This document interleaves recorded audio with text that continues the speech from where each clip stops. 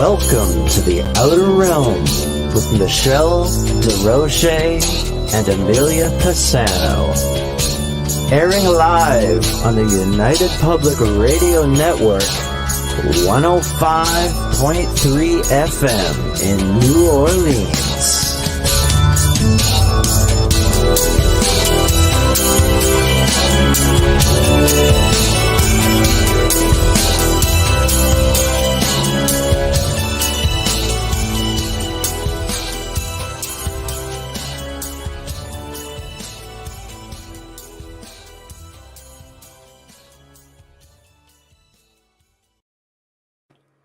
Good evening, everyone. Welcome to the Wednesday night segment of the Outer Realm. We're broadcasting live here on the United Public Radio Network, 105.3 FM from New Orleans.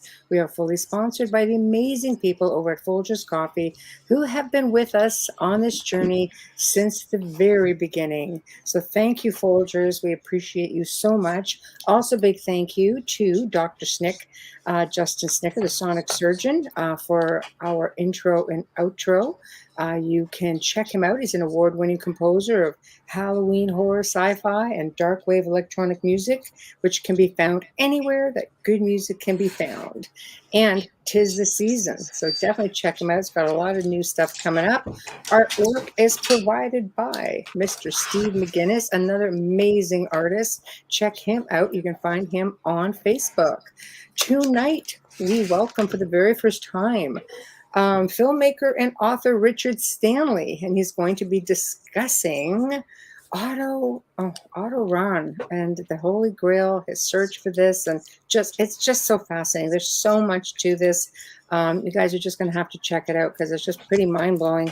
But in order to do that, you're going to have to check out all of our chat room. So tonight we are on, switching up a little bit. You can find us on LinkedIn under our producer, Joe Montaldo.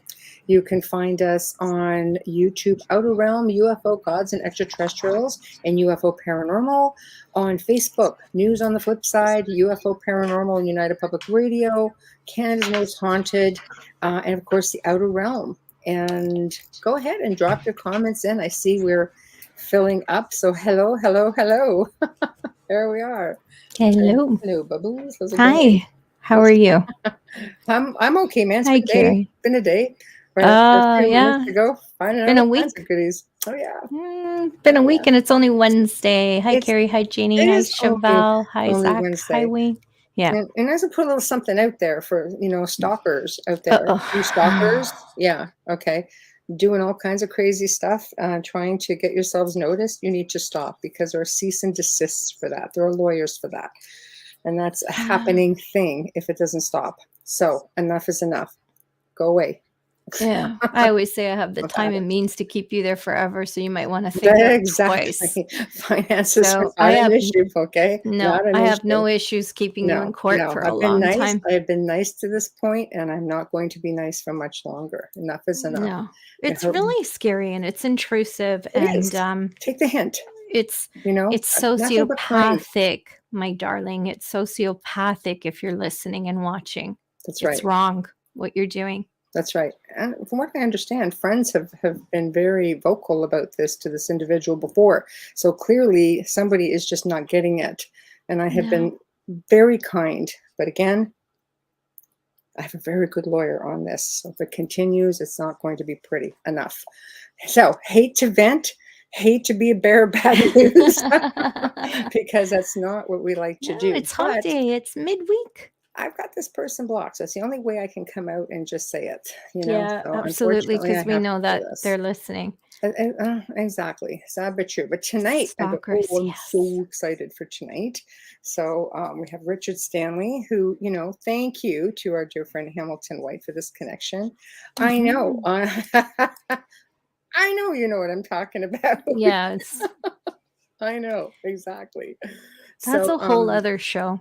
It is. And he's going to be coming on in a few minutes. So if we want to give him a little intro, that would be fantastic. I will definitely get to that right now. Our guest tonight was born in South Africa. Stanley was first exposed to the 1934 moving image of King Kong at the age of 4 when his father brought home a 16 millimeter print. In 1989, a short film written and directed by Stanley, The Rites of Passage, won the IAC International Student Film Trophy, which he used to draw sufficient interest and funding to create the Cape Town Film and Video School, first of its kind on the subcontinent. That is historical, right? Just right there. Richard Stanley is a documentarian, journalist, filmmaker, cameraman, screenplay writer, and director of music videos, commercial, and cult classic films, and well known in the horror film genre. In 2019, Stanley directed the film Lovecraft's The Color Out of Space, starring Nicolas Cage. Stanley is currently residing in Montségur, France, where he was granted permanent residency in the region and is currently working on a multi-volume chronicle on the history of that castle. Ooh. I know. Yes. Dun, dun, dun. Hello. Hello. Hey, good evening, How are Michelle. you? Amelia. How are you? Hello. I'm very good. It's 3 in the morning here in French Occitania, and I'm absolutely delighted to be with you. Thank you. Oh. So you look pretty spry considering it's 3 You look in like the us morning at for 3 you. a.m. actually. Yes. Oh, I guess I've always been a bit of a night owl, and the Yeah. moon's still pretty full out there. So Oof. Very nice. That's Very good. nice. That's good. Unfortunately, Hamilton and Carl are not night owls, so we have to film during the No. day. Just saying, Hamilton. Yeah, we can razz them a lot now. no, See, that's Richard true. did it. And yeah, Hamilton unfortunately is still recovering from a pretty nasty incident earlier in the week because, as you may know, Yes. Hamilton's house got struck by lightning. Yeah. Yes. And, Yes. which did an insane amount of damage and behaved very strangely. Didn't trip any of the circuit breakers or any of the fuses in the house, but yeah, ran through the entire building. Oh my God. It's scary. wasn't happy. My house has been struck right where it went right behind me, and I saw the reflection in the mirror. It went right through my window and behind me and just bounced back off of the wall. It's scary. Yeah, no, truly, Yeah. and the insurers won't cover it because they say it's an act of God, and So I'll give you an act of God. Yeah, Yeah. I won't pay the You should have next heard me statement. ranting a few minutes ago. Oh, I'm like, all over act of God right now. yeah, and of course they won't accept an act of aggressive witchcraft either as an explanation. So Wow. they wouldn't accept that. We can write a letter. That's it. We'll send in some hate mail. We'll I write you a don't know. note, Hamilton. We'll write you a note. Proof. yeah, well, I hope he gets his power back on soon, so at least he can tune in. Yeah. Yeah, me too. Absolutely. Absolutely. Me too. Well, thank you for joining us. I don't even know where to start, but I guess I'm going to start as always with humble beginnings. I mean, what brought you to France? What was your motivation? I mean, I understand all the films and everything else, but you've spent a lot of research on this upcoming project or the book. I don't want to say too much about the book because that's not my news to share. So why don't you start wherever you want to start? And we're just going to keep up with you and throw stuff in as we go along. How about that? Okay, so yes, there is a book on the way, and it's been a very embattled manuscript. It's taken 32 years to bring it to this point. The working title is The Last Crusade, and I'm very much hoping The Last Crusade will be with us by shortly after Halloween. And it yeah, it represents 32 years of field work out here. I first came here in the summer of 1990, and I admit it was initially for entirely cynical reasons. I was engaged by Channel 4 Television's religion department as a researcher back then. Wow. And they were they'd had a hit documentary called The Real Jurassic Park about retrieving dinosaur DNA from amber, and they wanted to follow that up with a Rail Raiders the Lost Ark show. So they engaged me as a researcher to try and find out if there was any truth behind the story that the Nazis had been looking for the Ark of the Covenant, either shortly before or during World War II. And I was dispatched to Europe in 1990 with a reasonable budget to try and track down any surviving members of the Arnhenberger SS, the SS's archaeological group, and to see if any of them would be prepared to be interviewed for British television. At that point in time, it was strictly a job, and along the way, obviously, I found eyewitnesses, I found first-hand testimony, and gradually a story started to emerge that was so incredible that I had a very hard time believing it, and it wasn't quite the story that Channel 4 television wanted. To begin with, we didn't find an Ark of the Covenant story, but what we did find was a Holy Grail story. And the deeper I bored into it, the stranger it got. In the end, I found about 28 eyewitnesses, people who had actually been around at the time and who were prepared to talk to us. And when Channel 4 television backed away from the project, I continued on my own. I got so involved that I felt that we needed to basically harvest the testimony and get the story down while these folk were still alive, because my witnesses obviously started dying off. It was right at the tail end of the period when it was possible to still find anyone who had been in a command position or a position of power at the time. Now in 2022, they're all gone. The recordings and the documentary evidence really is all we've got to prove that it ever happened. Wow, 32 years. The SS was pretty known for going after holy relics, though, weren't they? I mean, there's stories of them going everywhere to try and collect these pieces for, esoteric reasons, occult reasons, I'm sure, as they were heavily involved in that, but also for a museum. Is that right? Yeah, Their destiny was supposed to be in their hands as well? Yeah, that's true as well. And along the way, they did some, a lot of it obviously was nonsense, but at the same time, they actually did a few things which were pretty remarkable, like the first Tibet expedition. They were really the first Europeans to make it to Lhasa, and some of that stuff was pretty surprising. And being the SS, they also consistently asked questions that no one else ever asked, and conducted pretty questionable research that no one else ever reproduced. I mean, the Tibet expedition were interested, for instance, in the role of homosexuality in temple politics. They investigated ritual cannibalism, plenty of different ideas that subsequent expeditions kind of ignored.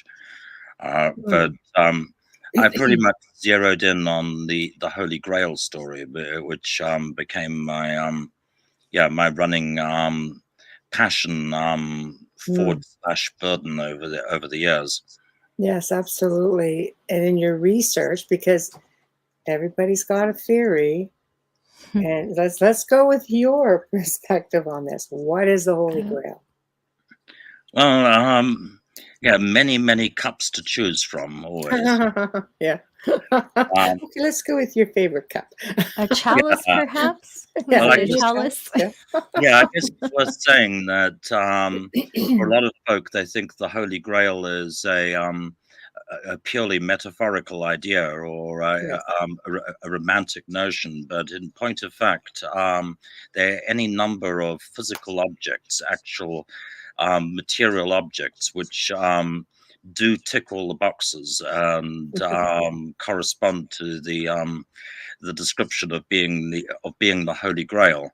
There's quite a few of these objects that survive into the present day and are still punting around modern day Europe.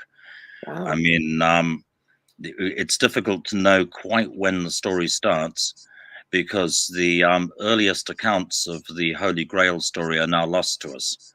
I think Chrétien de Troyes accounts the earliest that survives. We know that there were probably 2 or 3 earlier Grail epics from Guillaume de Provence and Flegetanus the Moor, which are now lost to us. And going further back from that, I guess you can link it to Brand's Cauldron or the cornucopia, the notion of something that will give you anything you want, that will renew your life and give you peace and plenty.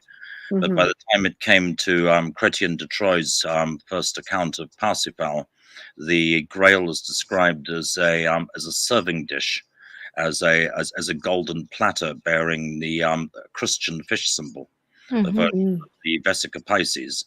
And this serving platter from the Chrétien de Troyes account still exists and is in the collection of the Louvre Museum Gallery in Paris. Right. And was authenticated and traced down by the religious historian Mark Oxbrow. Then in the second account we get Parsifal by Wolfram von Eschenbach. The Grail is now described as a hard, dark stone, lapis exilus, the stone from the sky, a dark stone kept in a reliquary.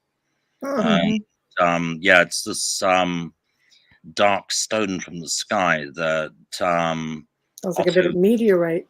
Yeah, that's the thing, is that our line of research on this has traced it back to what's essentially a meteorite, and quite likely the same substance that the black stone of the Kaaba is formed out of in Islam. For some unfathomable reason, when you pray, everyone has to face Mecca and has to align themselves towards the black stone of the Kaaba. And in the corner of that stone is another one of these mysterious dark stones, which may well be meteoric aerolites, fragments of the great outside, a substance from another world that presumably came here as meteoric debris millions of years ago. And these things have been venerated by early human beings, literally cave dwellers, Cro-Magnons, and people since before the before recorded history even began. And closely linked to the origins of goddess worship. The goddess, the Roman goddess Sybil or Cybele, is also meant to have been a black goddess whose body was carved allegedly out of a single meteoric aerolite. This Phrygian goddess who was brought down the Tiber on a barge and installed in the Phrygianum in Rome. So that's the black stone is the Grail of Wolfram's Parsifal. And I guess teasing it out from there, there's also those who say that the Grail is the blood of Christ. And Dietrich of Alsace brought a phial of the blood of Christ back from at the time of the Crusades. Gave it to the town of Bruges, and it's still there in a glass phial in the sanctuary of the Basilica of the Holy Blood in Bruges, where it's venerated to this day. And it never dried up. It never oxidized even within that. Apparently not. It's a little like I guess that the phial of creepy green goo in that John Carpenter movie, Prince of Darkness, only red, and it's there in the Basilica of the Holy Blood in Bruges. And if you're believing it's the blood of Christ is the Holy Grail, that too is a Grail. And at some point, the Catholic Church made a big move to Christianize the Grail and bring it into the Catholic faith, and basically reinterpreted it as a Christian relic, as the cup of the Last Supper. And there's a number of different cups answering to that description, notably the Cup of Valencia, which also punting around Europe. And then there's other folk who would link it to the Cup of Abraham, which is way older and part of the sacred treasure of the Temple of Solomon. and That's interesting. yeah, allegedly excavated by the Knights Templar at the time of the Crusade, and again quite possibly brought back to Europe, which is where Hamilton and Carl come into the story. Right. I know. Well, that'll be another show. They get around. They do. Yeah, they do. So what about the theory of, let's just go a bit commercial for a moment. The whole Da Vinci Code version of the Da Vinci Code version is basically Dan Brown is springboarding off the research originally done by my former neighbor Henry Lincoln, who sadly passed earlier this year. Oh, I'm so sorry. Yeah, in April. He literally lived across the river from where I am now, and it was Lincoln, Basinton Lee, and Holy Blood and the Holy Grail, who basically postulated the idea that it's a version of Sangreal, Blood Royal, of the Christ bloodline, basically the notion that Christ married Mary Magdalene and had issue. Which in its own right, I'm not sure whether that's something I fully buy into, because obviously there's a huge morass of conspiration and speculation surrounding the Holy Blood, Holy Grail research and the documentation of it. And the one thing we clearly don't have is nobody has Christ's DNA. We have no idea, no way of actually or authenticating that story, or do we? Well, there's different folk that would argue that, but I still don't think we've got any actual surviving physical relics from the time of Christ. But we could have physical people that are descendants of, and how would you know? I think how would you know? Just trying to say, exactly. It's a bit like could be anybody, right? I know. It's a bit like trying to find dinosaur DNA. It's super hard finding, provable physical evidence of Christ's existence from the time to actually authenticate that. And as a result, there are any number of people in the present day, certainly right here in the area I live in, who claim to be descended from either Christ or Mary Magdalene. I wouldn't want to back any of their claims, because they're all very heavily divided against each other. Yeah, that would be a tough one. I mean, Mary Magdalene at least lived in the area. People pretty much, she lived alone for so long. You never know, but it may not be what people think, but Christ, I mean, good luck. Yeah, I mean, Bayesian, Lincoln, and Lee argued that it was the Merovingian bloodline. Yes. And that in itself is a wee bit contentious from the point of view that there's a lot of folk who don't believe the Merovingian bloodline descended to the present day. And also looking at the original myth, strictly speaking, the Merovingian bloodline's meant to stem from a sea monster. That's right. Yeah. Oh, you're kidding. And somebody's favorite type of coffee out there. A lot of people like that. Arthur and the sword when he goes down to the water. The story we got from the mythology is that the actual origin of the bloodline is, according to the myth, is supposed to be a Lovecraftian sea creature called Merivale.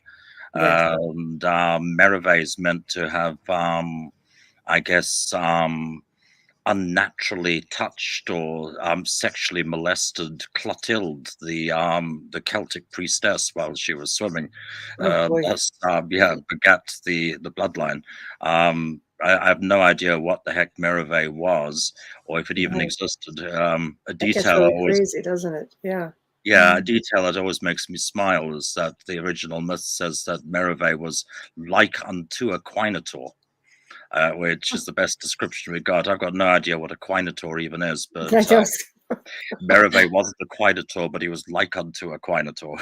Right, as I really was hoping you'd know, because I've got nothing. But so what?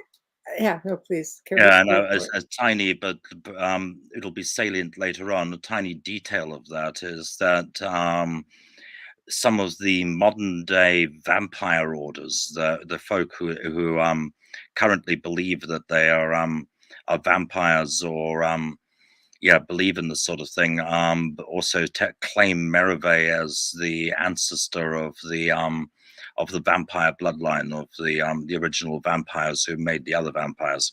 So there's different claims on the Merovingian bloodline, and I I can didn't also realize that was one of them. yeah, that's one of the wilder ones, but there are unfortunately folk out there who do believe this stuff, and there are folk out there who are drinking human blood. That I know. There's cults, or shall we say orders. There are orders and groups all over the place that do that.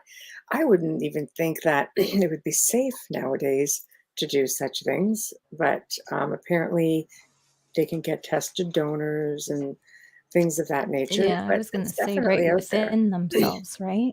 Yeah, it's Yeah, Very, and then yeah. a lot of the sanguinarium documents online and stuff are mostly to do with trying to find safe sources of human blood and ways of Mhm. pursuing this rather vain pastime, because I believe it's all to keep oneself young and good looking, and to yeah, Oh, yeah. to try and live forever without getting any major blood diseases, or without contracting Mhm. AIDS, or Mhm. yeah, nowadays COVID. Right. At least. Gosh. At least nowadays. Um, so why do you think Otto Rahn was, I mean, aside from the fact that the Nazis were very interested in this sort of thing, what makes you think, like, why do you think he would go on this crusade to try to find this? Why this specifically? A lot of it comes down to where Otto grew up. He grew up in the Black Forest, and That'll do it. yeah, and he was within striking distance of Wildenborg Castle, where Yes. Wolfram wrote Parsifal. Right. So he must have heard the story as a child, Hmm. as a very young man, and must have visited the castle, and was probably imbued with this legend from right from the very beginning. Right. And I think he was also very heavily influenced by the brothers Grimm, Yes. by Mm, Jakob and Wilhelm. Right. And I think he wanted to be a modern day sort of antecedent to the brothers Grimm, Hmm. and pursue a career as a folklorist. Hmm. And another character of that time, a figure who was I think a hero to Otto, but all but unknown to us, Hmm. is it was the German archaeologist Heinrich Schliemann, who had this who believed that Homer's Iliad wasn't just a poem but reflected real history, Hmm. and set out to find the mythical city of Troy, and Right. actually found it, and proved that Troy was a real place, Yes. which was a sensation at the time. It was this Hmm. being back in the very dawn of the 20th century. Hmm. So Otto sought to, I think, emulate Schliemann's work by proving that the epic poem Parsifal also reflected real history, and he thought that by back engineering the poem in a similar way to the way that Schliemann had approached the Iliad, Hmm. that he might actually be able to find the Grail Castle, and pin down the myth to historic reality. Right. And the Grail Castle would be? How Well, did he determine what that would be?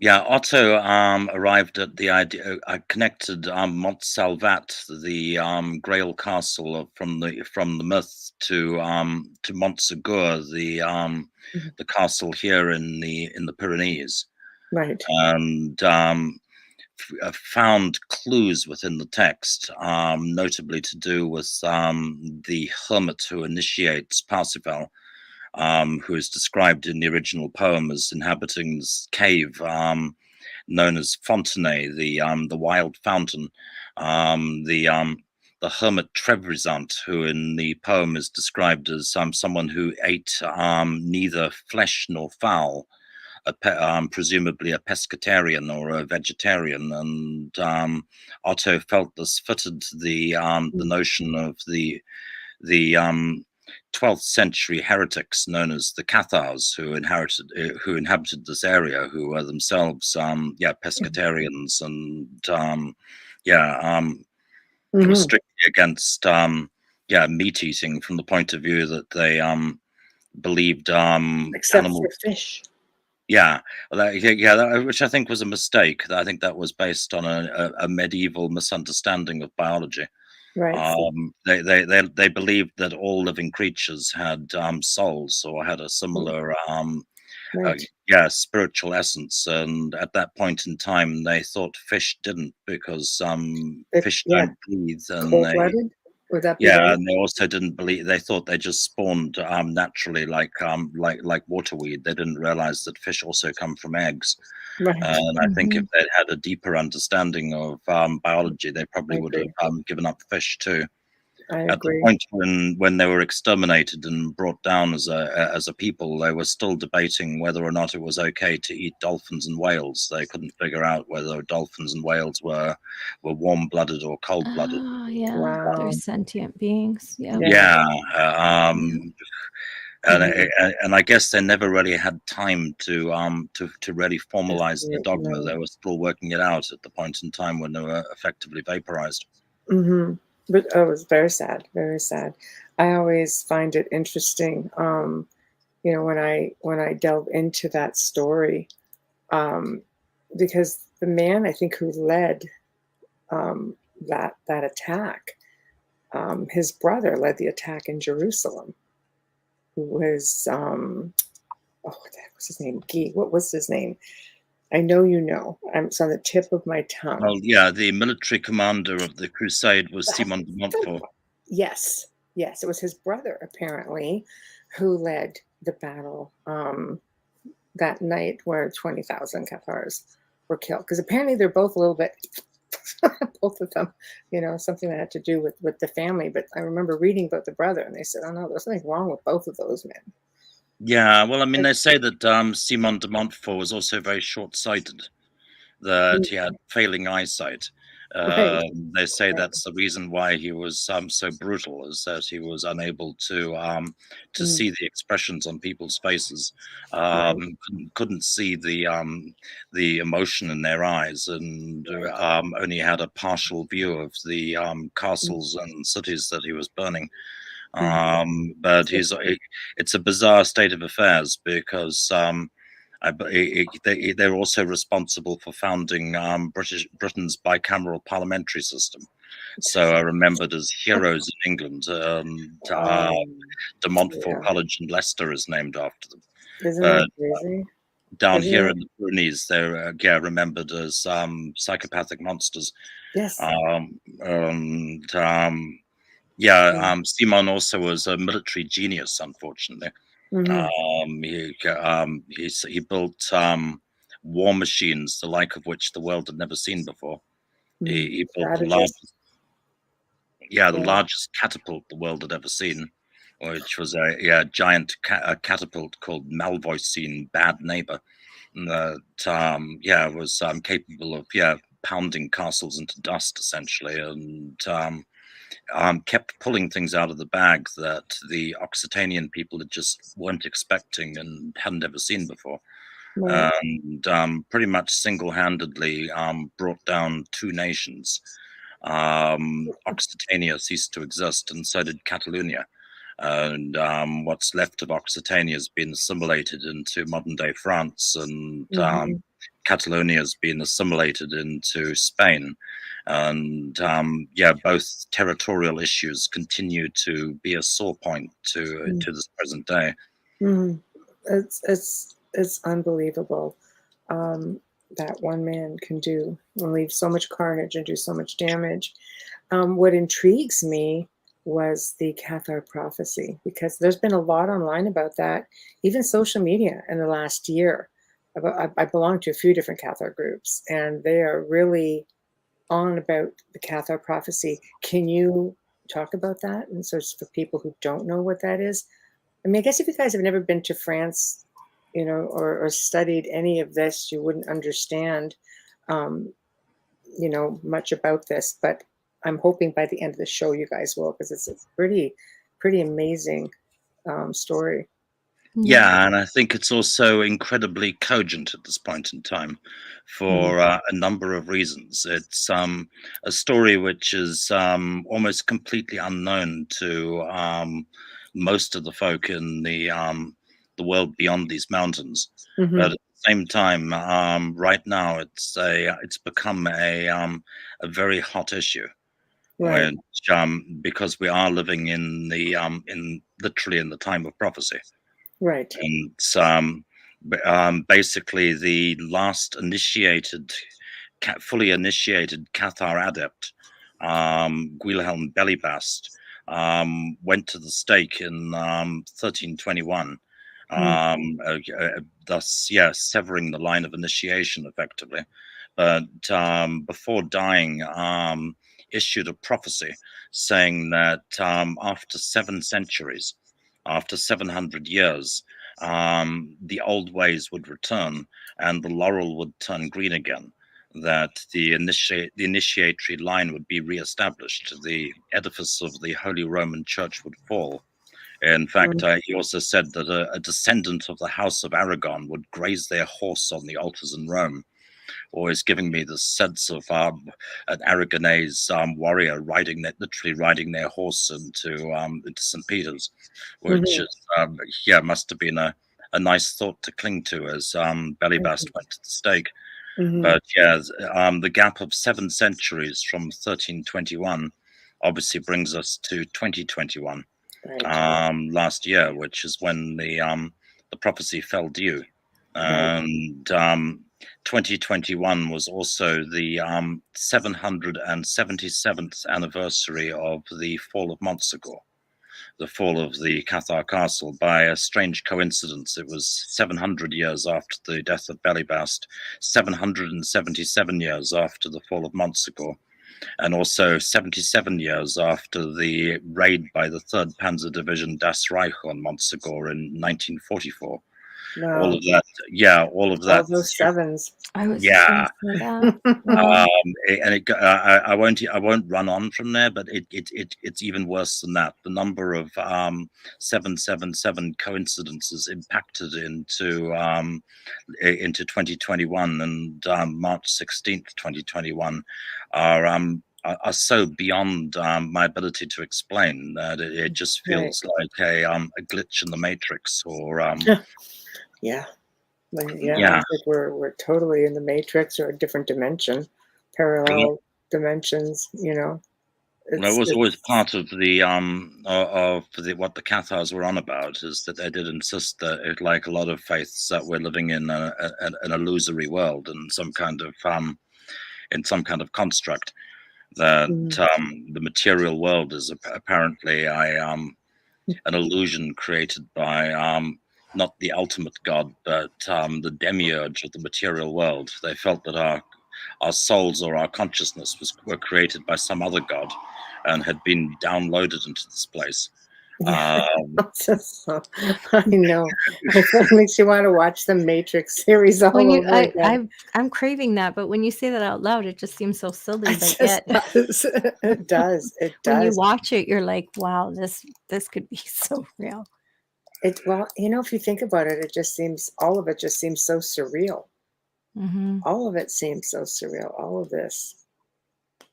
Yeah, it's certainly been very, very odd living through this process. I mean, I've made over the course of those 32 years, I've made a slow transition from being a reasonably rational television researcher across to, I guess, by modern standards, being something of a raving lunatic or religious zealot, just because the gradual mounting number of coincidences and the crazy repetitive patterns of history, the way that things seem to events seem to echo and repeat themselves over and over again. There's been a very steady build to this this point of the point we're now at, this time of prophecy, where we've seen a number of events over the last few years which have fed into this. The Holy Roman Church issued a partial apology for the Albigensian genocide, which happened in 2016, where a group of Holy Roman prelates were dispatched to Montsegur, clutching sprigs of green laurel. They all arrived with their laurel in hand and their shepherd's crooks. They were met by approximately 1,500 Cathar sympathizers who had gathered around the church in Montsegur. And a Cathar version of the Mass was performed in the consecrated church by woman priests, which the Holy Roman legates were forced to sit through. I think it's probably the first time that in history that's happened. Wow. They issued a very carefully worded partial apology. Right. I'd say partial also because the Dominican order refused to participate. The Dominican order were the black garb monks were the ones who were the administrators of the Inquisition. Essentially, that needs to happen. They really do need to apologize for the Inquisition. The equivalent of a Truth and Justice Commission really does need to examine the crimes of the Inquisition. They have to own up to them, because until the crime is recognized, it's really impossible to forgive them. Yeah, and they're not recognizing the crime. Yeah. How many atrocities are caused out there, crimes against humanity, and how many of them don't recognize it? Yeah, and the role of the Inquisition in this whole mess is hugely significant. I mean, for starters, the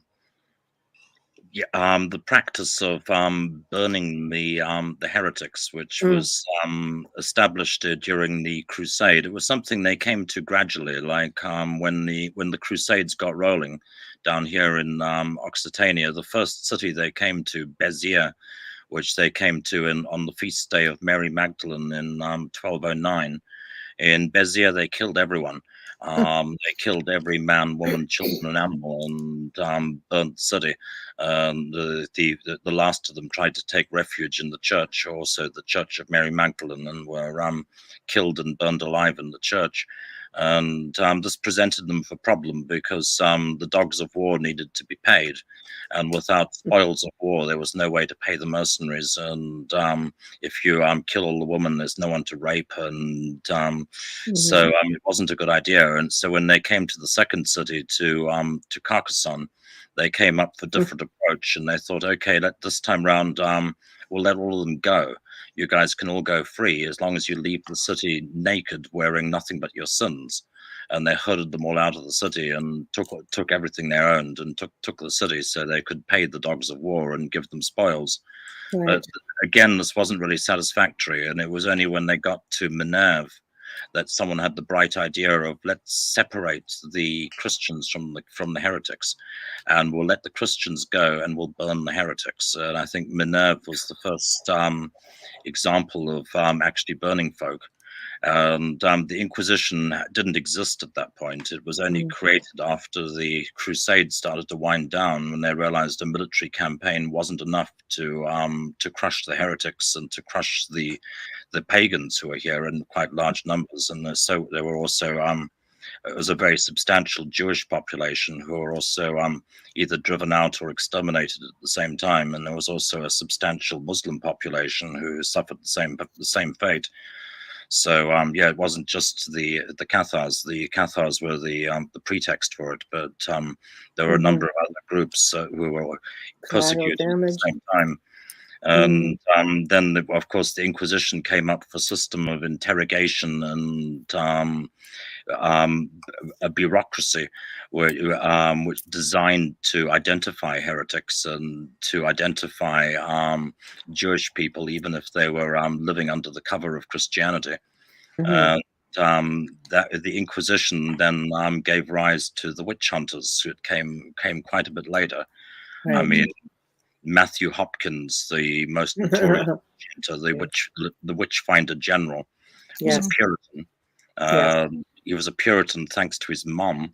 His mom was a French Huguenot, and I'm sure it's Matthew's mom, coming from French Huguenot Southern stock, who Mm. brought those ideas with them to England, and as a Mhm. result, Matthew managed to start burning people again. He, after a gap in hundreds of years, he succeeded in burning a lady at the stake in Norfolk and brought it back. And then Matthew, before dying at a thankfully early age from tuberculosis, also wrote a book, The Discovery of Witchcraft, The Discovery of Witches, which then Mhm. became the manual for Cotton Mather in Salem. Yeah. And the thing fucking jumped the Mm. Atlantic and continued in the New World. So Mhm. for me, it's a little like a social disease. I think it's transmitted like an STD. Mm. It's a little like a psycho religious syphilis, Mhm. which seems to have started somewhere around the time of the fall of Bezier or the fall of Minerve, and it's a problem that's gone on and on and on for centuries, and has cost the lives of thousands of innocent people. And I think it's a tendency. It continues into the present day. Oh yeah, And you, it's sad. You immigrate someplace to start new, and you bring all of these behaviors with them, and it just becomes rampant in the new world. yeah, so hence the part of the need for people to really look at what the Inquisition did, to Mm. bring it into our classrooms, and to get some kind of acknowledgement or apology of that, because if it's a social virus that's acting on people's Mm. unconscious, it's really something that needs to be weeded out of our culture and out of our civilization. It's a scar that has to be healed. It has to be fixed if those crimes are not going to take place again. Mhm. Mm. Mhm. And that you could go as far as Yeah. saying that the Inquisition's system of interrogation, and the way that they used informers and spies, and the bureaucracy that they created, also laid the foundations for the modern surveillance state. I think pretty much every intelligence service, from the Stasi and the KGB to Homeland Security, owe a debt to the Inquisition. Right. Right. So in modern times, then, you think behind the The scenes, do you think there's still people who are behaving as such? Because I mean, I know that you've had some issues, even like, why do you think Yeah, that is? Getting the word out. Nobody wants you to. Just certain things that people just don't want you to come out and say. yeah, I think it's fair to say that sadly it's still a hot issue. Right. And there's any number of folk out there who would very much like to silence me, kill me, or Jeez. completely erase my work. There have been attempts on my life in the last year. And I would also say that there's nary a single person left out there who's written about this material in English who hasn't suffered attacks in the last 12 months. Last year to 2 years, it's become a distinct pattern. And here I'm thinking of attacks that have been brought against not just Hamilton White and myself, As but he had briefly touched on this, which is why I was bringing this up. But yes, can you talk about that a little bit? Because I think um, he was hoping that you would. yeah, no, it's certainly time for some of this material to come out, because like I say, I'm not the only one, Mm. and that we've taken casualties. There's, at this point in time, 3 dead associated just with Hamilton's show. You're Which, kidding. I did no, not I'm not. know that. Yeah, Hamilton was one of the presenters of a show called Lost Relics of the Knights Yes. Templar, Right. which has now, which was attacked to such an extent that it's now been removed from television. So the show got cancelled, and not only that, from the first season of the show, there's the first season now trails a body count, which is certainly disturbing. The first couple of people who died on it, I was prepared to accept it was coincidence or natural causes, but by the time I lost my friend Annika Corman, who was one of the I knew Annika. Yeah. show, I had to take cognizance of the fact that someone or something is killing us and is deliberately trying to shut this material down. And the timing of the attacks and the language of them has also been very carefully calculated to send a message to us. And that, Annika came under sustained cyber attack and cyberbullying. And unfortunately, she passed on the 4th of July this year. Yes. Yeah. Yes. And Annika's sole crime was that she had appeared on the Lost Relics show, and she had written 3 self-published novels concerning Otto Rahn. Again, Otto was Annika's hero, and she had reinvented him as the time-traveling protagonist of her 3 books. But they're novels and pretty lightweight. They're not by any means books that carry any ideological content. Right. Annika worked as a tour guide out here, and was the principal tour guide here in Rennes-le-Château. Yet in the attacks on the net, she was mischaracterized as a religious leader, accused of being an anti-Semite and a rape enabler, and essentially, bullied to death. Which similar patterns have been displayed towards Nicholas Goodrick Clark, the author of Occult History of the Third Reich, and Jocelyn Goodwin, both of whom have been attacked in a similar way, both of whom also wrote about Otto Rahn and the Ahnenerbe SS. When the attacks were launched against the History Channel, they were very specifically bullied into re-editing the first season of Lost Relics in order to omit any mention of Montsegur, the Pyrenean Grail, or the Cathars, and obviously myself. Right. As with the attacks brought against me, there's been a pattern which indicates an ideological intent on behalf of our attackers to effectively delete or cancel this section of history. At this point in time, anyone writing about Otto Rahn or the Pyrenean Grail or the inner workings of the Ahnenerbe SS stands to be attacked and cancelled. But why? What is it about this research that they don't want to see out? We have about probably like close to a few million people listening, so just go out with it. Yeah, and I would add to that list as well that the first 2 casualties of the show before Annika were unmentioned. The Portuguese treasure hunter who first unearthed the so-called Tomar Hoard committed suicide last year, shortly after March 16th, for reasons that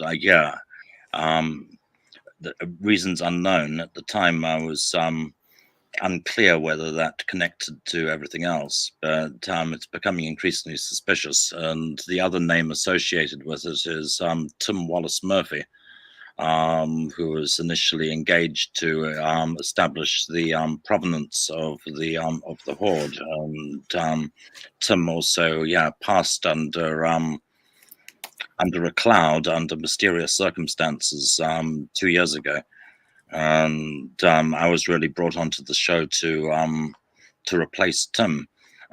So there was already a problem, I guess, by the time I got there. Tim's the author of the Rex Deus books, also about the Grail family. Yes. Yes. So again, why do you think? What is it about this research? It's just that they just don't want out there. Why? Are we? Is this a threat maybe to the church? Is this a threat? Why should this be hidden? Why should history be lost forever?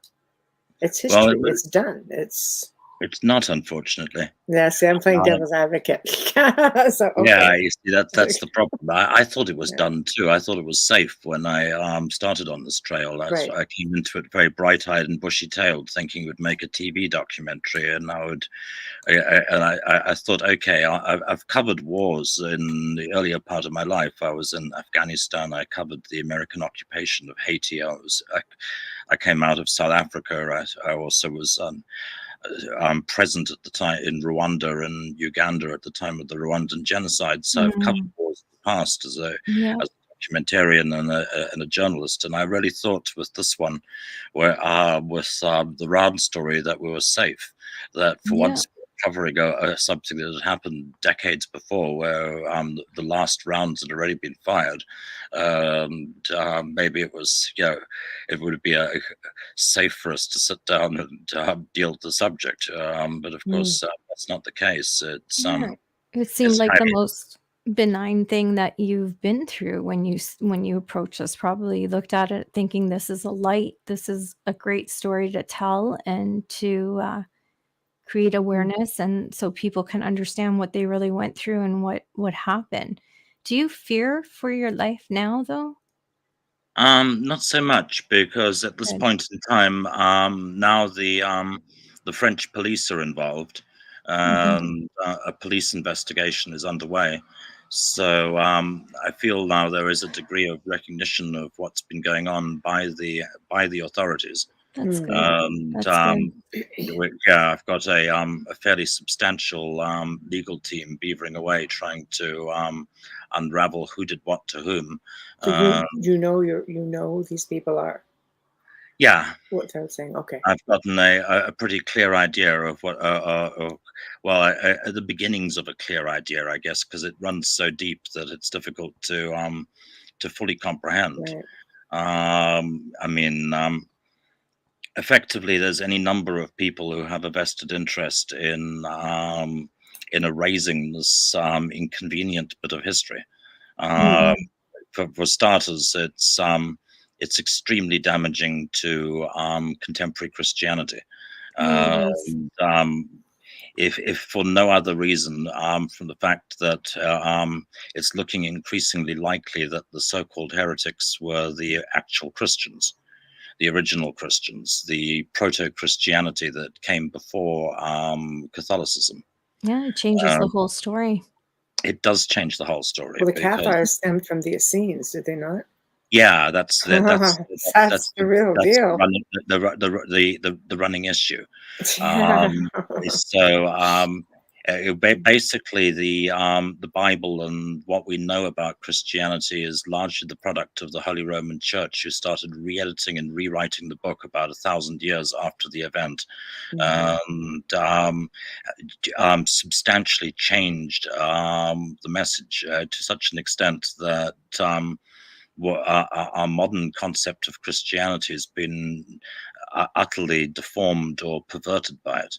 And dialing back 1,000 years, we realize that the so-called heretics admitted to a belief in reincarnation and a belief that all living things possessed souls.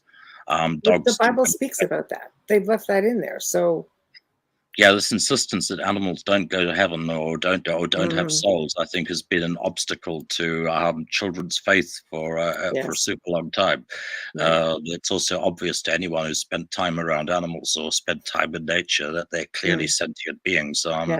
which deserve to be treated as sentient beings, and that's a huge obstruction, it seems, to all three of the monotheisms, who stubbornly refuse to believe that.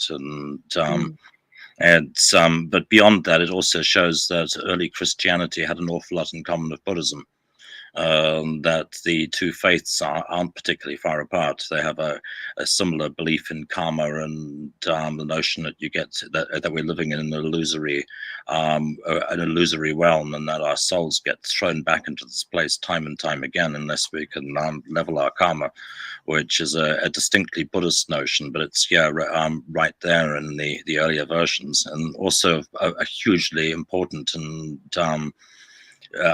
politically contentious issue is the primacy of the role of the woman in the early Christian church. I mean, the women are clearly the priestesses, the priestess class, and it's quite clear that a patriarchal group hijacked the religion and rewrote it to make certain that only men could be priests, only a man can be pope, and that has to end if Christianity is going to remain relevant to further down the pike at some point, as well as as owning up to the Inquisition. The Holy Roman Church really does have to reform that. We do need a woman pope. Yeah. Have to rewrite Catholicism for that. That's issue number one, is it does strike at some fundamental issues that run through, I guess, all three of the monotheisms. So there is a certain awkwardness to that. Then, you could also argue that another problem lies in that if the relics are authentic, and I can tell you that they are, that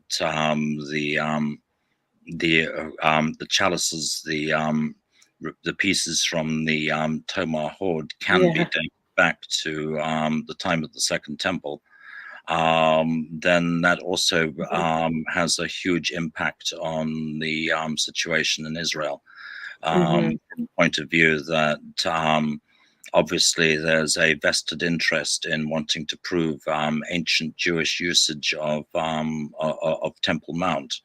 Because if that's the case, then that creates a pretext to effectively drive the Palestinians from Jerusalem and to rebuild the Temple of Solomon. Their temple, yes. Which is in step with the basically with all those folk out there who, as part of the Christian faith, believe that we are living in the end times of prophecy, or that we are living in the tribulation, and thus want, for one reason or another, to fulfill the conditions necessary for the second coming of Christ, which includes the recreation of the Temple of Solomon on Temple Mount, which means basically destroying El Aqsa Mosque. So that's another hugely contentious and deeply problematic issue relating to the provenance of the archaeological relics concerned. So it's a history changer, basically. Yeah, again, it's and it would change the politics of that history. Yeah, and every so a lot of different sides have a vested interest in the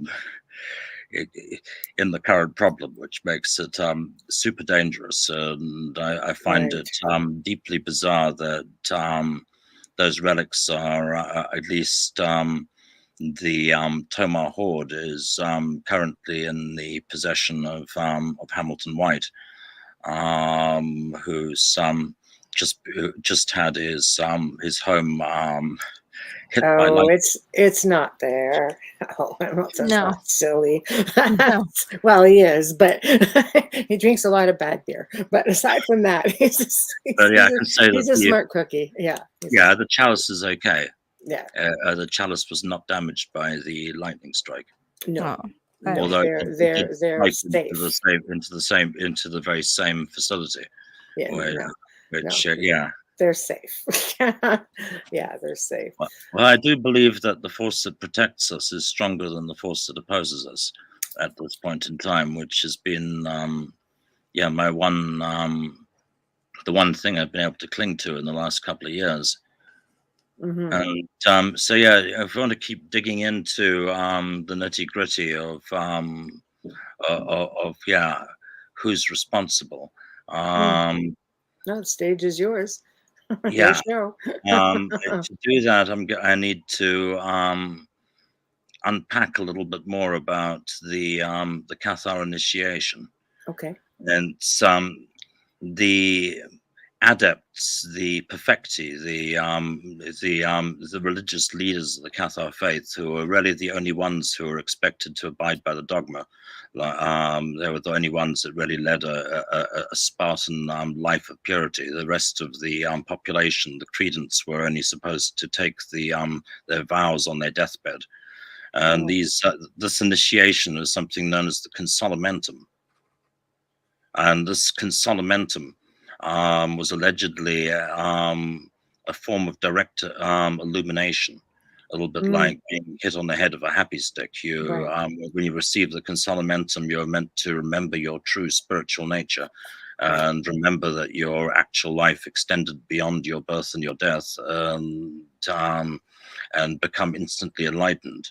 And moreover, it was kind of it was spread by direct contact, a bit like a virus. You had to touch the hand or be touched by an adept who'd been touched by another adept, thus forming an unbroken chain going all the way back to the Essenes or beyond.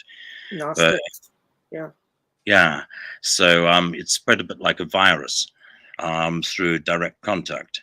And because it spread like a virus, the Catholic Church sought to contain it like a virus. So they isolated all the people who'd received it, cut them off from the rest of the population, and then incinerated them in the hope of wiping it out forever.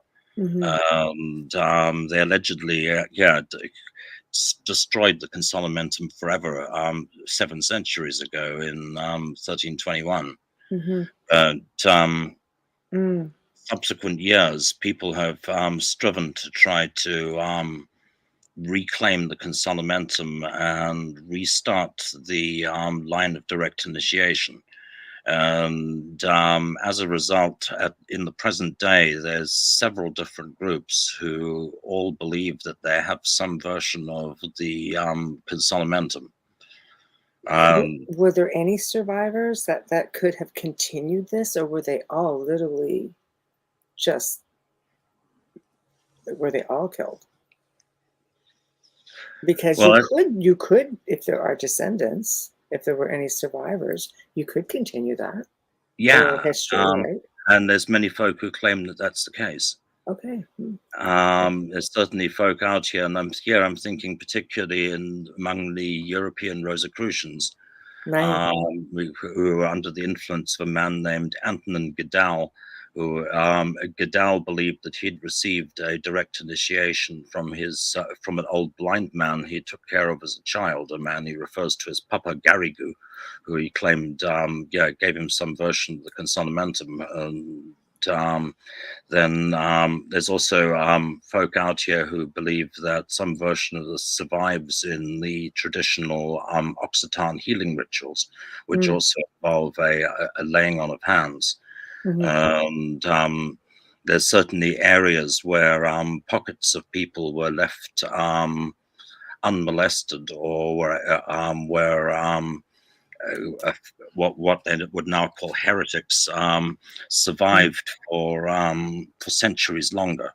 Right. And this is one of the things that I guess Otto Rahn was on the case about, because there are possibilities of survival, but again, like not having Christ's DNA, trying to authenticate a rel consolamentum from, it's just as likely that Goodell made it up. It was a it's wonderful difficult. story that he invented decades later in order to justify an ancient lineage for his secret society.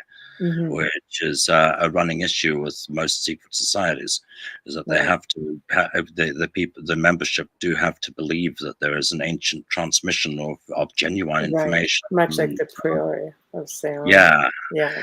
So trying to prove who's got the rel consolamentum is again virtually impossible. And then this brings me to the burning issue, which is that a lot of folk in the 19th century, during the great age of spiritualism and or in France, spiritism, sought to re-establish the initiatory line by channeling the ascended Cathar masters. Right. Not unheard of. By channeling Guillaume de Castries, the last head of the Cathar Church, or channeling the great Esclamond, now Esclamond, the greatest of the Cathar high priestesses. Mm-hmm. And in particular, an individual named Jules Douanel and Lady Caithness, who channeled Tau Esclamonda and Guillaume de Castries at a seance back in the late 19th century. Mm-hmm.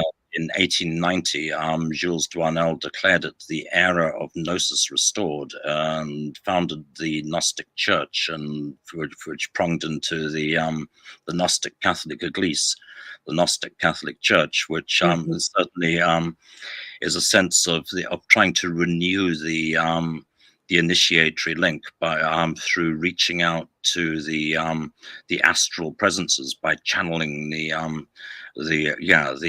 consolamentum into the present day. Then that Douanelian initiation, which the Gnostic Catholic Mass, which is the central rite of the Gnostic Catholic Église, was then borrowed and repurposed to become the central rite of the Ordo Templi Orientis of the OTO, Aleister Crowley's initiatory organization, Yes. which basically adopted the Douanel's Gnostic Catholic Mass, to a sense perverted it in that their version requires a high priest, high priestess, a deacon, and effectively 2 children, which is the central rite of the modern day OTO. And it's coming. The attacks directed against me have been directed largely by the OTO, or at least by one individual, Tonlis Rugas, who styles herself as a high-ranking member of the Californian OTO, who's basically responsible for the attacks on Hamilton and on Annika, and on basically bouncing Tracy Robertson, aka Scarlett Amaris, one of my ex-girlfriends, into writing a fully mendacious blog attacking myself, which was headed 777, which also happens to have a resonance to the OTO, and which was promoted online in a very organized way as an organized hit on March 16th, 2021, timed for the 777th anniversary of the fall of Montsegur, and the point when the laurel was supposed to turn green again. And this would seem to be on one level a war over who has the rel consolamentum. Wow. What do you say to that? Yeah, I'm still trying to absorb it. I'm just like, wow. This feels like Da Vinci Code Part 3. Yes. it's a goddamn mess. There's any number of folk who see Mont Segur as their Mount Sinai. Yeah, I'm still trying to absorb the 3 deaths because I was unaware of this, and this changes a lot. Yeah. So what is it specifically about Mount Sinai that everybody wants to, like you say, call it their Mount Sinai?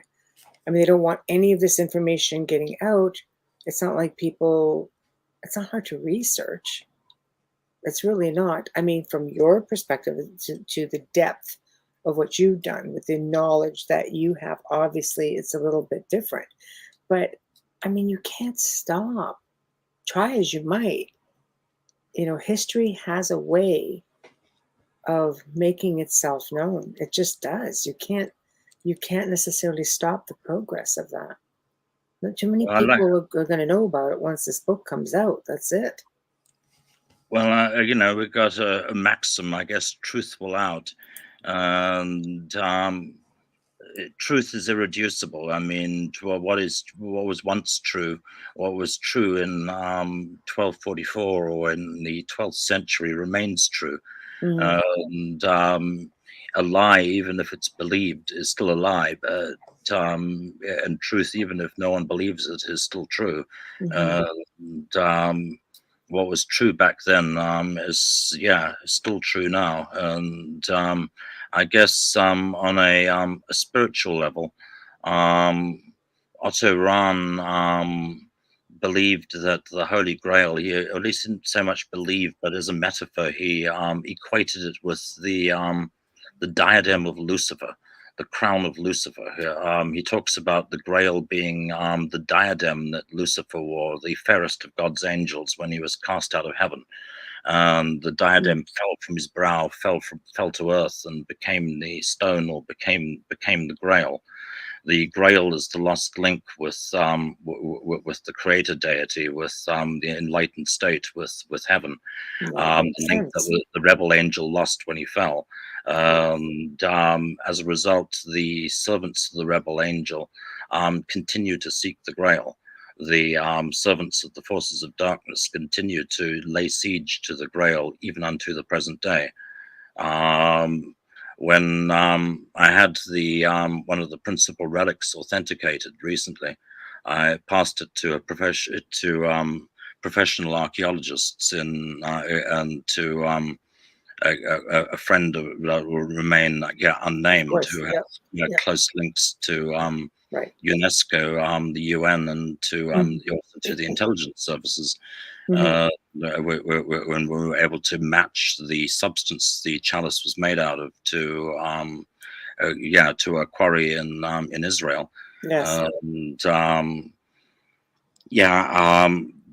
To my surprise, this academic was completely unsurprised by this. I was amazed about the provenance of the hoard, but he just kind of shrugged it off and said, "Well, given that we're living in the end times of prophecy, it makes sense that some symbolic physical manifestation of the Grail would show up. And it also makes sense that there's an opposing force that is determined to lay siege to the castle and obliterate all trace of it, because that happens every time."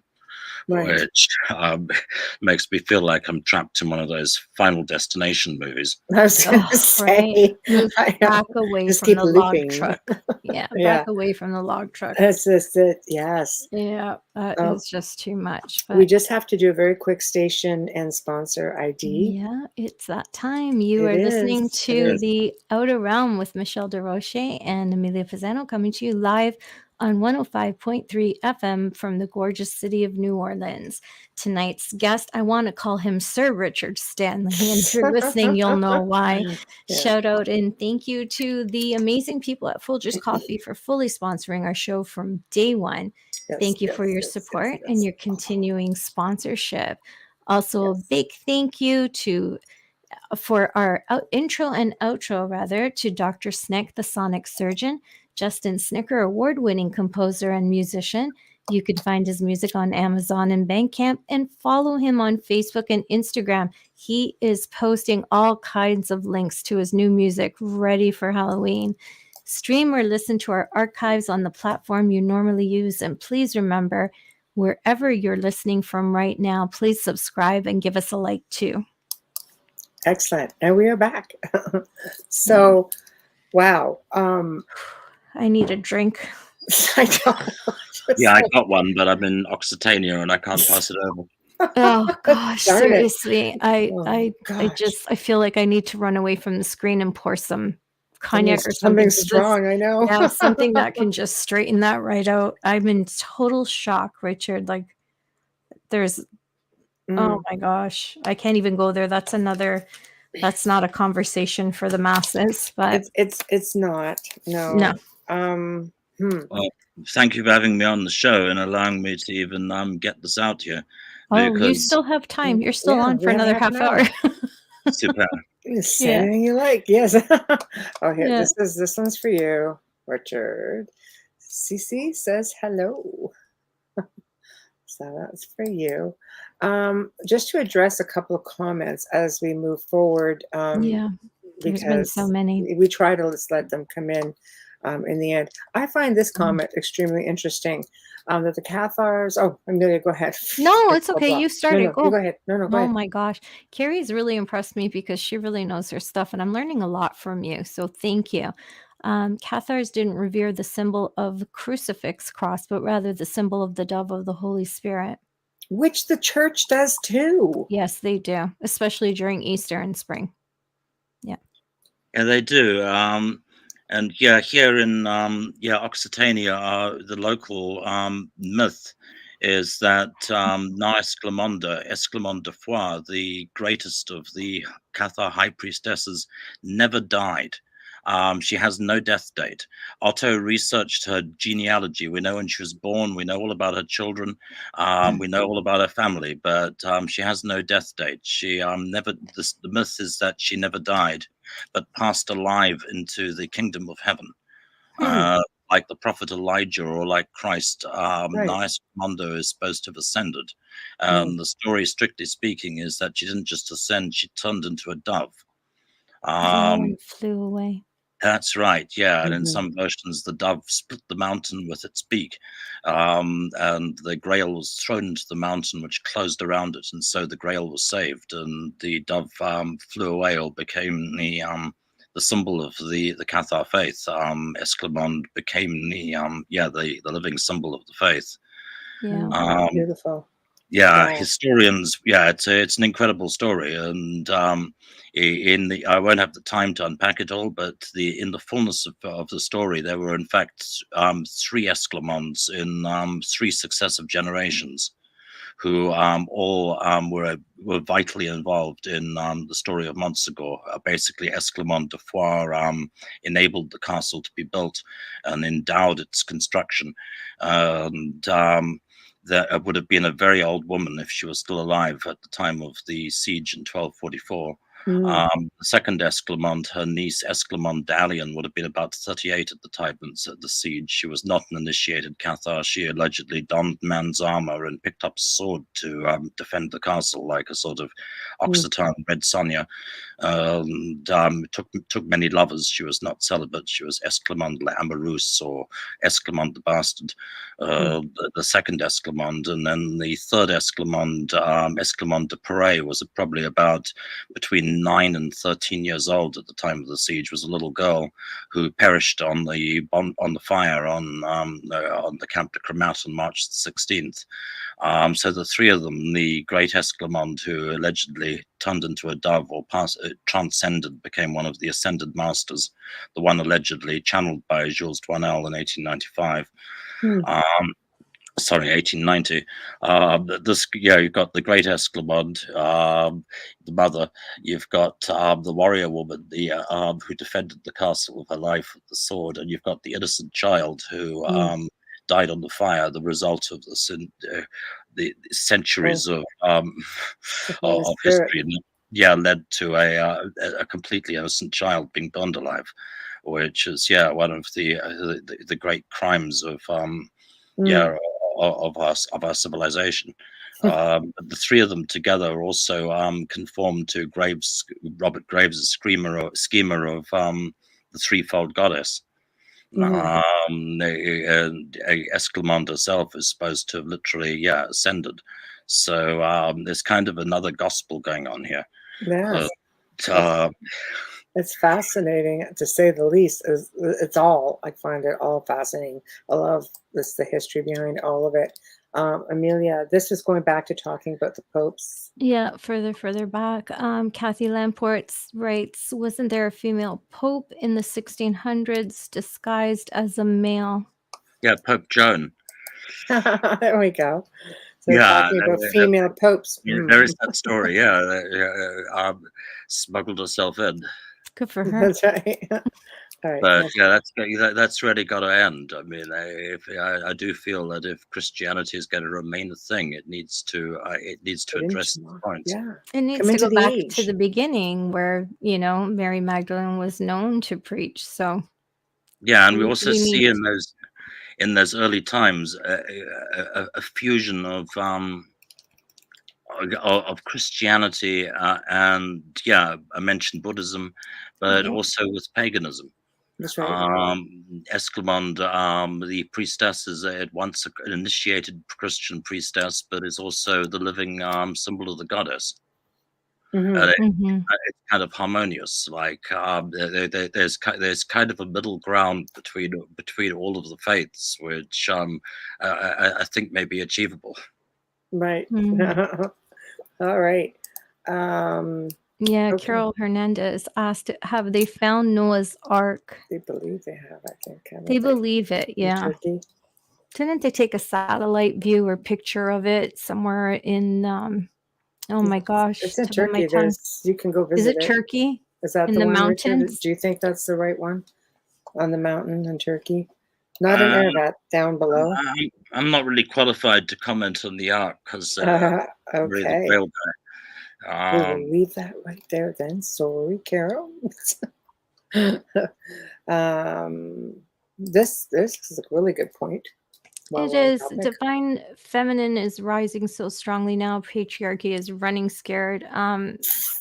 It's a good point. And Carrie, you did say yes, but Catholics, etc., wouldn't say it's female divine energy. I think that you would be surprised by how many would say it is, because even my mom, who, I mean, she rest in peace, who would have been in her 90s right now, always believed that anybody should be able to minister, anyone should be able to be a priest. And she was a devout Catholic, but she believed in Mary Magdalene as the wife of Jesus. She never believed what was said. And my mom comes from a family of bishops and cardinals and priests. So I grew up with a different perspective on that story. And it is a story. You have to remember, they are trying to decipher the vernacular of that day, and they can't do it, but yet they're printing out these Bibles and people are still reading these stories. So it never ends. It's never corrected. That's true. Yeah.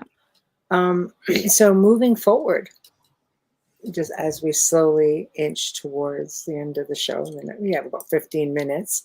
What's up next on the docket with you, Richard?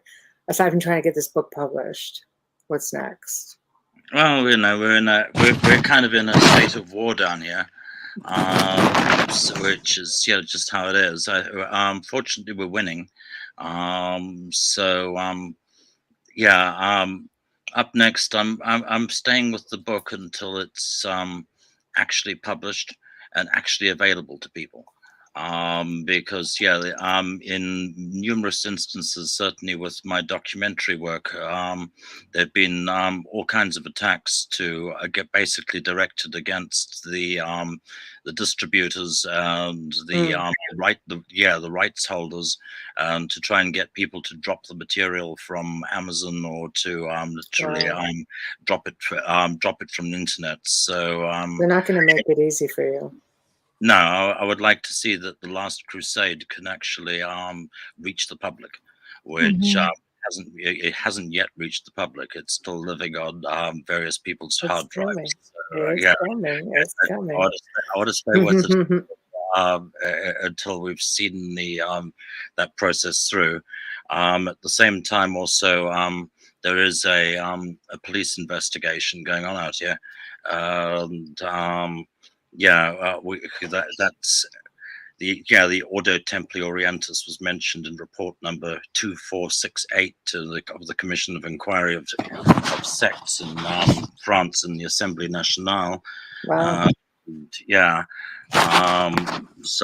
There will be ramifications, and Tracy Robertson and Tony Lee Rugas have both been charged with at this point with a number of different charges under the Code Penal and the Code Travail to do with harassment, defamation, and what have you. So this affair will continue to play out. We need to get Hamilton back online, rewired. Right. Yes, So, because you guys also are continuing forward as well together on the project. Yes. Following this, I think there's going to have to be probably at least 2 more books, because Wow. the situation is complex, to say the least. Force of circumstance has meant that the first book is dedicated to every single thing that I know about Otto Rahn and the hidden archaeology of Montsegur. But it's relegated to the past. So a second book is going to have to happen, dealing with the present day situation, we expect Crusade Against the Grail 2 for next year.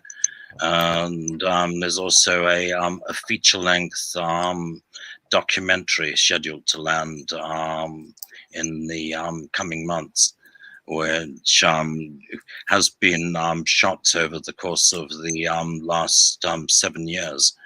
And there were 2 camera crews present on the Camp de Cremat on the Field of the Stake on March 16th. 2021. I guess I might say 1244. Almost got it 700 years out of date.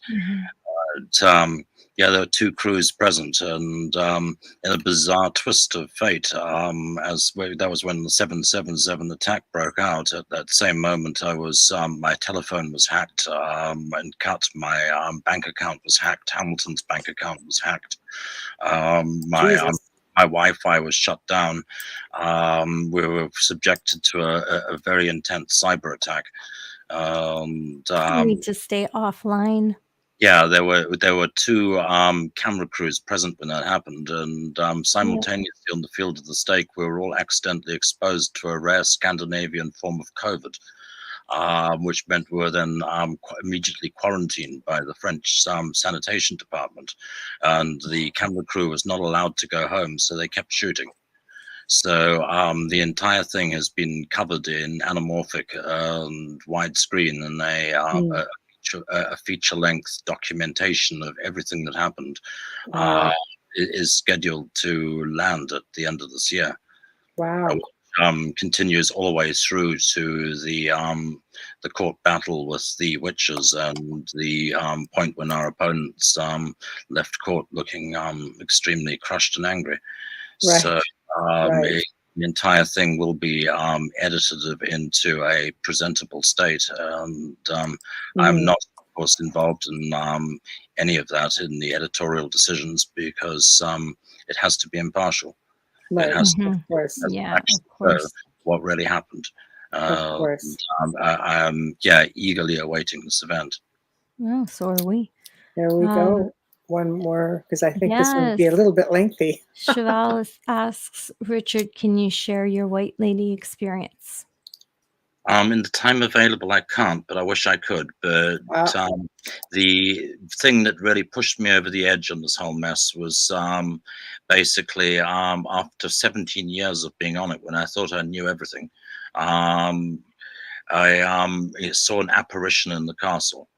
Myself and one of my current opponents, Tracy Robertson, were both present when a glowing white female apparition, resembling to some extent a Marvel comic books character. She was a goddess, and young and fierce, and manifested in the castle of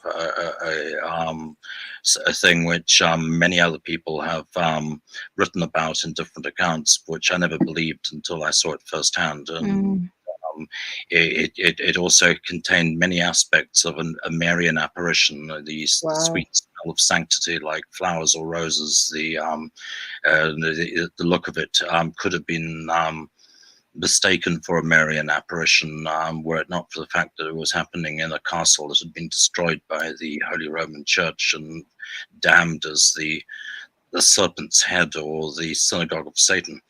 So, Wow. It was a disorientating experience, but forced me to believe in the reality of the story. Wow. Yeah, that's insane. My gosh. What haven't you had experiences with? That's crazy. Yes, it cracked me up both of us at the time, because there was no support group to go to. If it had been a UFO, we might have sought out other UFO contactees. If it had been the living presence of Christ, we would have known who to go to. But running into a Valkyrie or some version of a super heroine was something that I was not expecting. No. Well, I mean, you're in the area for it. You know, let's face it, the Languedoc area is teeming with all sorts of experiences that are, I guess, shall we say, out of this world. You know, I know a lot of people down that area who catch UFOs. Why not divine sightings? Or there's been a lot of UFO stuff in the last week. Oh wow, really? A lot of people reporting mothership stuff going on, it's true there've been massive weird lenticular cloud formations with crazy lightning and stuff. There's yeah. Are you sure it was lightning that hit Hamilton's home? Yeah. It takes nothing for a craft to go from France to UK. Yeah, poor Hamilton, not what he needs. Weirdly, none of the circuit breakers tripped and none of the fuses blew, and it worked its way through the house in a manner which was tripping anomalous. Right. We'll leave that right there. I think we should think this one. I know. Wasn't Mother Nature? Well, either way, he won't be covered by insurance. No, definitely an act of something anyway. Yeah. This conversation. From what I understand, you and Hamilton are joining us again December 29th. Yeah, I certainly hope so. You are. Wow. Yeah. Are we sharing champagne? We're so close to New Year's. We're so close, I know. Are we allowed to drink, Joe? Oh, we know Hamilton will be sharing something in there. For sure. So, we're sneaky about it, but we always know. So tell everybody how to get a hold of you, how to order, can they see your films? Can they order them? Can they, do you have any of your books, anything like that? Just promote yourself and get it out there. Okay, well, I mean, Last Crusade is scheduled to land. The sad truth of it is I've lost control of the revenues from pretty much any of my movies. So all of which have been attacked for different crazy reasons. So it's a tricky thing, but they're out there. You can certainly find them and buy them. I won't probably see any benefit from it, but most recently, not just yet. It's I do intend to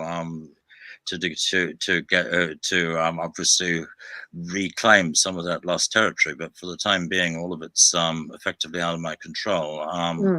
Color Out of Space, my last feature film as a director, is currently one of the most viewed films on streaming. It was a huge hit. Yeah, so it's doing extremely well for someone. Okay, then I won't watch it if it's not benefiting Yes. you.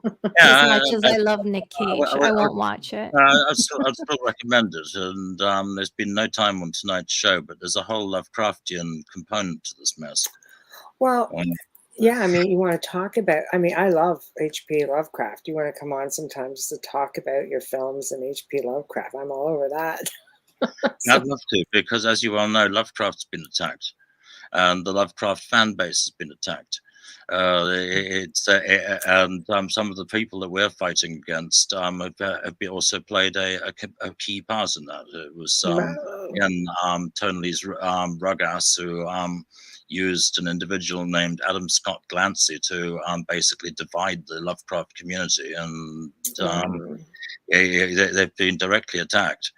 So it fully factors into this whole mess, just as Lovecraft himself has become a victim of cancel culture. Wow. So, we should do that sometime, like the beginning, because we're booked up like solid into, probably middle of January, February now. But I think it would be really good for a 2023 bang. Start off with Kathy. Yeah, I mean, Kathy, bang. Sorry, Yeah. Kathy wrote, "Never heard of Lovecraft." I bet you do, and you just don't know it. Yes. Because there's just a lot out there, and I bet you've seen something and you just don't realize it. No. There's a lot. Oh, there's a whole movement. Yeah. It's a very similar state of affairs. It's a parallel thing. I mean, the Lovecraft alien ultra-dimensional presence here in the zone, Mount Bukharash, and those so-called lenticular cloud formations that have been parked overhead here. And Cthulhu and the Lovecraftian mythos is all to do with the return of the old ones. Yes. Les Grands Anciens, the great old ones. Yes. The ultra-dimensional alien, inhuman, I love it. Yeah, they're allegedly trying to break back into our paradigm and remanifest themselves. Yes. I know. I love Lovecraft. I think a lot of people don't realize they've seen a lot of it. I don't think they realize it.